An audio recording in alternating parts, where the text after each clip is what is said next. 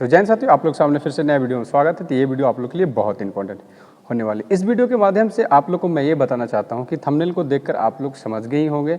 तो मैं आप लोग से यही रिक्वेस्ट करता हूँ कि बस एक बार वीडियो को पूरा देख लें, उसके बाद मेरे चैनल को सब्सक्राइब करो या मत करो, वीडियो को लाइक करो या मत करो, जो मैं इंस्ट्रक्शन बताऊँ तो उसको फॉलो करो और ना करो, उससे कोई लेना नहीं। लेकिन एक बार अगर आप इस वीडियो को पूरा देख लेते हो तो मैं 100% आपकी गारंटी के साथ बोलता हूं कि आप लोग की कुछ सीख मिल जाएगी और उस सीख से आप लोग 100% जो भी आपके एम है उसको अचीव कर पाओगे। तो चलिए मैं वीडियो को शुरू करता हूँ। वीडियो के माध्यम से आप लोगों को मैं ये बताना चाहता हूँ कि जो भी कैंडिडेट्स आप अगर 10th या 12th अगर मिनिमम पास है, डिग्री की आप लोग बात छोड़ दो, आप ग्रेजुएशन पास हो, एमए पास है, ये सब छोड़ दो। मिनिमम मैं ये वीडियो उस कैंडिडेट्स के लिए है ओनली 10th पास है और 12th पास है, उस कैंडिडेट के लिए है। और जो कैंडिडेट आपके 10th के एग्ज़ाम दे चुके हैं, उसके रिजल्ट की वेट कर रहे हैं, तो ये चीज़ जिनके पर्पस है कि आपकी मिनिमम 10th पे ही और 12th पे ही आपकी सिलेक्शन किसी डिपार्टमेंट या फोर्स मेंबर में आप बनना चाहते हैं, तो उसके लिए। तो सबसे पहले इस वीडियो में ये मैं कहना चाहता हूँ कि 10th के बाद आप लोग या आप लोग सीएसएफ में कैसे सिलेक्शन लेना चाहते हैं। देखिए, सभी डिपार्टमेंट का तो आपको पता ही है कि सीएपीएफ आपकी करवाती है, लेकिन मैं इसमें आपके सीएसएफ की इसलिए बता रहा हूं कि आपको समझ में आ जाए कि मैं सीएसएफ के स्पेशल किस लिए बता रहा हूं। क्योंकि आपके एसएसजीडी के थ्रू आपके एसएसबी में भी सिलेक्शन हो सकते हैं, आईटीबीपी में भी सिलेक्शन हो सकते हैं, सीआरपीएफ में भी सिलेक्शन हो सकते हैं, किसी भी एनसीबी, एसएसएफ, फिर आपके असम राइफल, किसी में भी सिलेक्शन हो सकते हैं। लेकिन इसमें मैं सीएसएफ के बारे में बताना चाहता हूं कि आप 10th या 12th के बाद सीएसएफ कैसे ज्वाइन करना चाहते हैं कांस्टेबल जीडी में। तो सबसे पहले बड़ी बात कि आप लोग तो जो भी रिक्रूटमेंट आपको आई हुई है आपके, और जो भी कैंडिडेट्स आपके 10th पास अगर आप लोग हैं तो उसके लिए अच्छा मौका है। अब कुछ दिन के बाद रिक्रूटमेंट आएगी कि इससे पहले जो भी वैकेंसी आपके सीएसएफ में जो एसएसजीडी के थ्रू आए थे उसकी सभी का क्या है कि फाइनल मेरिट लिस्ट आ गई है। कुछ दिन ज्वाइनिंग लेटर भी आपके डिस्ट्रीब्यूट हो गए हैं। उसके बाद फिर आप लोग की ट्रेनिंग सेंटर में आपको बुलाया जाएगा, आपकी ज्वाइनिंग हो जाएगी, ट्रेनिंग शुरू। इसके बाद जो नेक्स्ट वैकेंसी एसएसजीडी की वैकेंसी आते टाइम आपको फॉर्म फिल करते टाइम आपको फर्स्ट चॉइस में आपके सीआईएसएफ रखना। अगर आपके सीआईएसएफ में सिलेक्शन लेना चाहते तो आपके फर्स्ट चॉइस में आप सीआईएसएफ रखो। क्योंकि देखिए, सीआईएसएफ इसलिए मैं बता रहा हूँ कि आपके सीआईएसएफ के बारे में इसमें बताना चाहता हूँ। तो सीआईएसएफ आपके फर्स्ट चॉइस रखना, उसके बाद फिर आप जो चाहे जो रख दो। उसके बाद सीआईएसएफ आपको फर्स्ट चॉइस रखना है, तभी आपके मार्क्स अगर अच्छे रहेंगे तो आपके फर्स्ट रैंक सीआईएसएफ मिल जाएंगे। और फिर दूसरा, अगर आप सीआरपीएफ, एसएसबी, आईटीबीपी अगर फर्स्ट चॉइस अगर आप रखते हो तो फिर आपके पोस्ट चेंज हो जाएगी। इसीलिए मैं सीआईएसएफ के बारे में बताना चाह रहा था। तो इसीलिए आपको फर्स्ट चॉइस आपके उसकी प्रिपरेशन कैसे करनी है। जो कैंडिडेट्स 10th पास है, तो सबसे पहले बड़ी बात आपकी ये मैटर नहीं करता कि आपके कितना भी पढ़ने में वीक हो, आप मतलब एग्ज़ाम की तैयारी किया ही नहीं हो आप, वो सब कुछ मैटर नहीं करता कि आप कितना कमज़ोर हो, कितने आप पढ़ने में स्ट्रॉन्ग हो, वो सब कुछ मैटर नहीं करता। सबसे बड़ी बात मैटर ये करता है कि आप सबसे पहले एक आपको कोचिंग ज्वाइन करनी होगी, ऑफलाइन या ऑनलाइन कोई भी कोचिंग आप ज्वाइन। लेकिन बेसिक के लिए मैं आप लोग को बताऊँ तो आपको ऑफलाइन ही कोचिंग आपके गाँव के आसपास जो कि उसको ज्वाइन करनी होगी।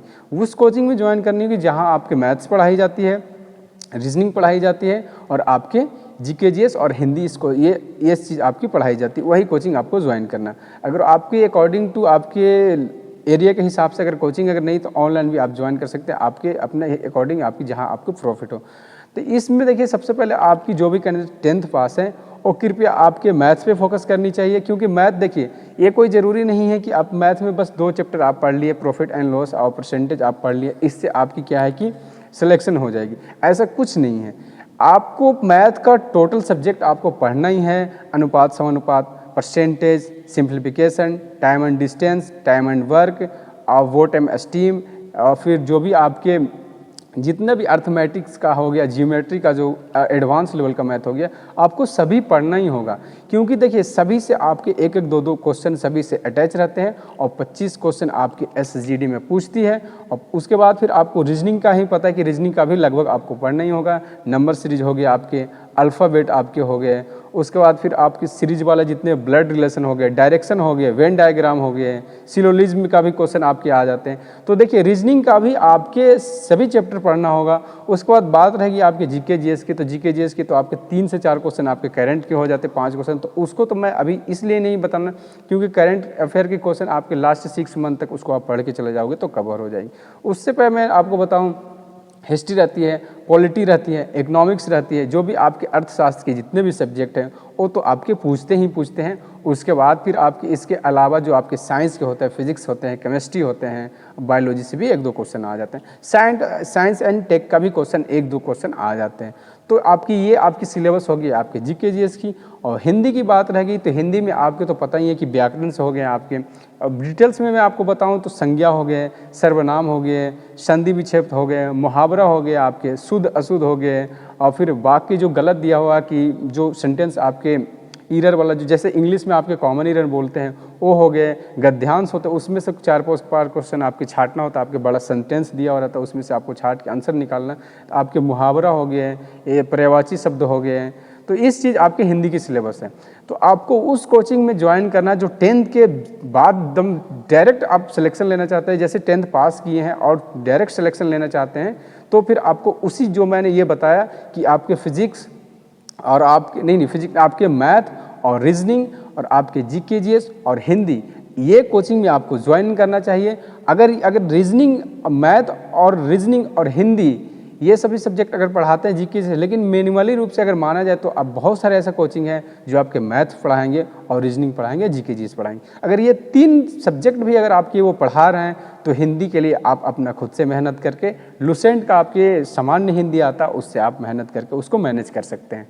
तो मैं फिर से आपको बताता हूँ कि वही कोचिंग आप ज्वाइन कीजिए जहाँ आप ऑफलाइन या ऑनलाइन दोनों में से कोई भी आप ज्वाइन कर सकते हैं, अपना अकॉर्डिंग टू अपना बेनिफिट्स, अपना मतलब सुविधा के अनुसार।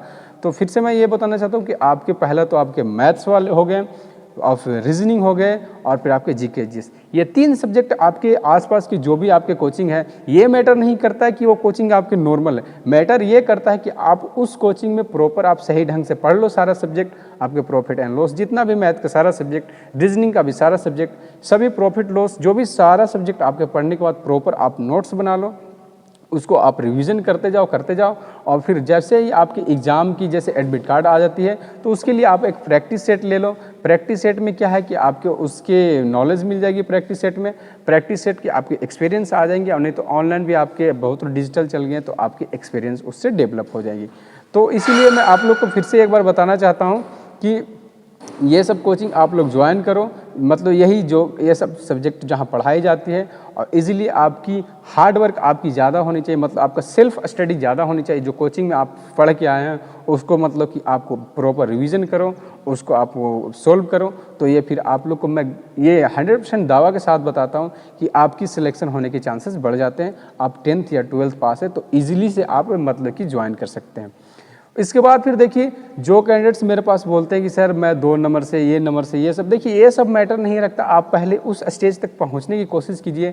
10th 12th तक आपके डायरेक्ट जाने का 10th 12th बहुत से कैंडिडेट्स हैं जिनका बिल्कुल मतलब बैकग्राउंड मतलब कमज़ोर है, बैकग्राउंड मतलब बहुत कम है, वो मतलब उसके पास डोमेस्टिक प्रॉब्लम है, मतलब कि खुल मतलब नॉर्मली रूप से ओपनली रूप से आपको बताई जाए तो पैसे की प्रॉब्लम बहुत है, वो आगे नहीं बढ़ पाते हैं टैलेंट के कारण। तो मैं उससे यही चीज़ एक मैं बताना चाहता हूँ कि आपके पास एक चांस है कि आप मतलब कि 10th पे ही आप जॉब ले सकते हैं कम टाइम में। अगर जॉब अगर कम टाइम में अगर आप लेना चाहते हैं तो 10th पे ही आप 10th या 12th पे ही आप जो कि SSGD की आप जॉब ले सकते हैं।